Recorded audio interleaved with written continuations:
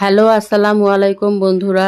আয়া পড়ছে নতুন একটা ভিডিও নিয়ে। তোমরা কিন্তু অবশ্যই এই ভিডিওটা মনোযোগ দিয়ে দেখবা, কারণ এটা খুবই গুরুত্বপূর্ণ একটা ভিডিও হইতে যাইতেছে। এই ভিডিওটা দেখলে তোমরা অনেক কিছু শিখতে পারবা, জানতে পারবা, তোমাদের জন্য অনেক বেশি উপকার হইব। তো যাই হোক, দেখতে থাকো।